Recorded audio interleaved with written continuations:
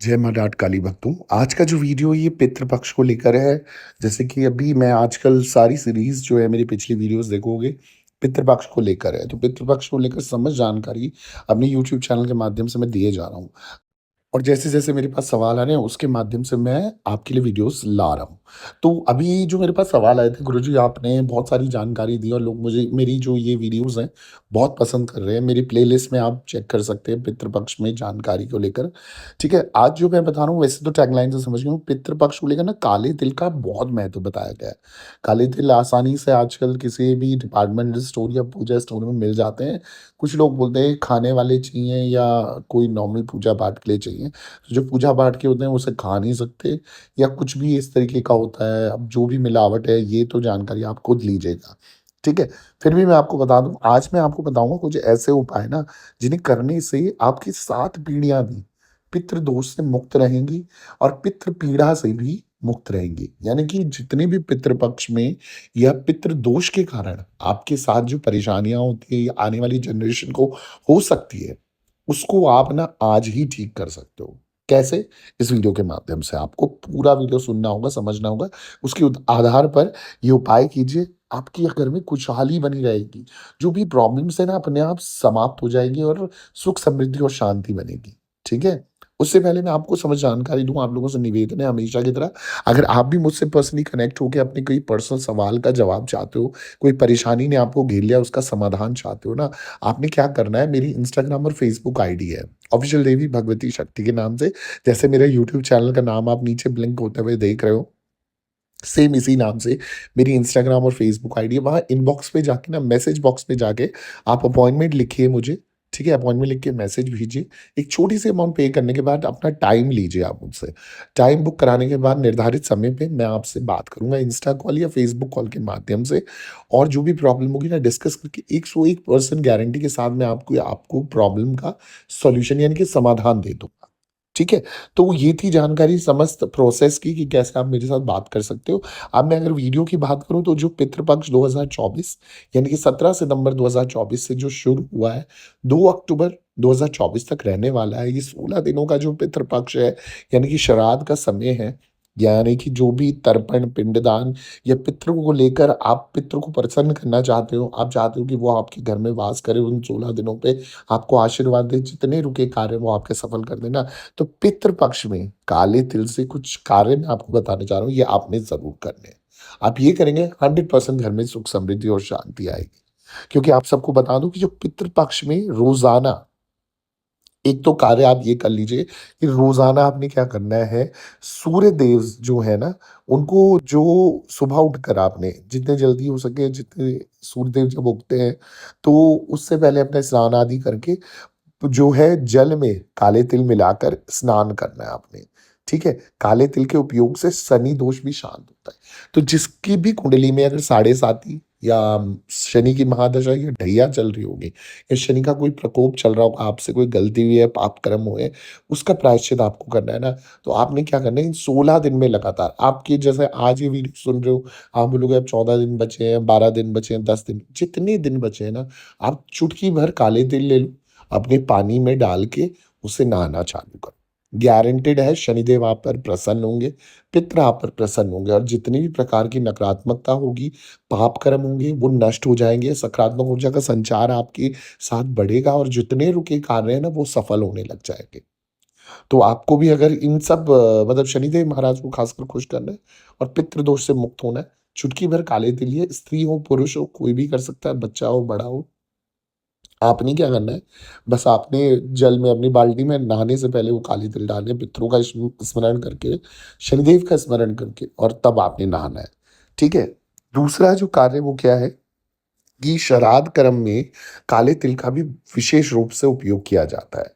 ये हम ही सब जानते होंगे। पूर्वजों के तर्पण के दौरान जल में काला तिल और कुशा का ज़रूर इस्तेमाल करें। इसके बिना पितरों को मोक्ष प्राप्त नहीं होता।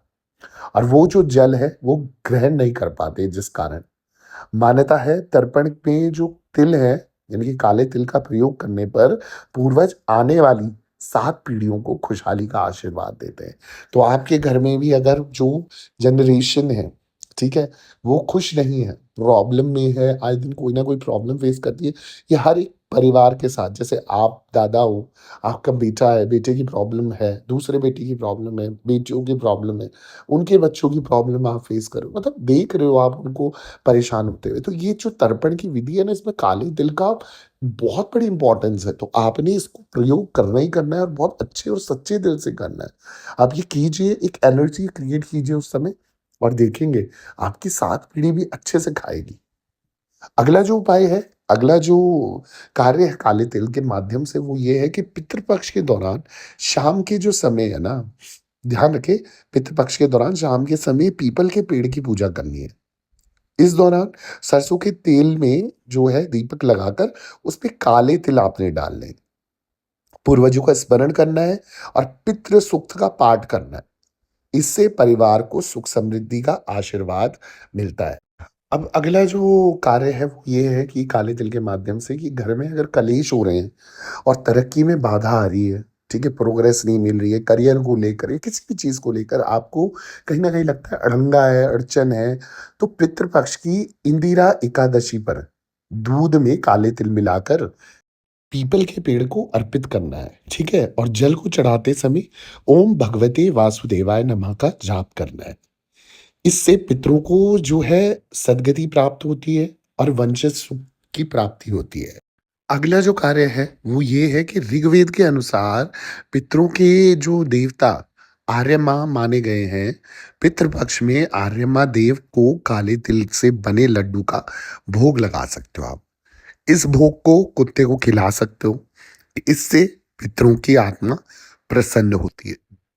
तो जितने लोग को नहीं पता ये चीज़, मैं उनको बता दूँ, अगर आप आर्य माँ का नाम लेकर पितरों का किसी भी प्रकार से आप कुकुर की सेवा करते हो, कुत्तों की सेवा करते हो, लड्डू के अलावा अगर आप कुछ भी उसको खिलाते हो इस पूरे 16 दिनों तक, उसका ध्यान रखते हो, तो आपके पितृ आपसे प्रसन्न होकर जितनी भी नेगेटिविटी आपके जीवन से वो हटा देते हैं पूर्णतः से।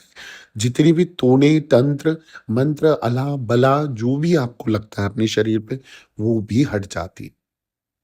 तो आप जीवन में जो साल में 1 बार ये पितृपक्ष आता है, 16 दिन का जो श्राद्ध का समय होता है, तो ये पितृपक्ष उनके लिए होता है जिनके माता-पिता नहीं होते। तो उनको इस तरीके से परहेज में रहकर ये तर्पण तिथि के अनुसार तर्पण करना पड़ता है, भोग प्रसाद बनाना पड़ता है और ये सिर्फ़ और सिर्फ़ पितरों को लगाया जाता है। ठीक है? तो इसके अनुसार आप जब ये भोग प्रसाद जब आप लगाते हैं और पिंडदान आप करते हैं, तो ये जितनी भी सामग्री होती है, जो उसमें अन्न रखा जाता है, तो ये आपको गाय को खिलाना होता है, आप चींटियों को खिला सकते हो, आप पक्षियों को खिला सकते हो, कौवों को खिला सकते हो खासकर। और कुकुर यानी कि कुत्तों को खिला सकते हो। तो इस तरीके से अगर आप ये सारा जो उनका नाम का भोग प्रसाद आप अलग से निकालते हो, जो परिवार खाता ही खाता है, पर जो उनके नाम से निकाला जाता है, वो जानवर, पक्षी इन सबको खिलाओगे, तो पूरी तरीके से आपको आपके पितृ पक्ष के समय पे फल मिल जाएगा। जो इच्छा रख के आप उनको खिलाओगे ना, वो इच्छा ज़रूर पूरी होगी। यहाँ तक कि पितृ पक्ष में कहते हैं अगर स्वप्न के माध्यम से पितृ आपको दर्शन दे दें, तो कहीं न कहीं वो ये दर्शाते हैं कि हम यहीं हैं और हमने तुम्हारा जो भोग प्रसाद है वो स्वीकार कर लिया है। ये तुम्हारी पितृ पक्ष का जो तर्पण है, यह विधि जो तुमने करी हम उससे प्रसन्न हैं।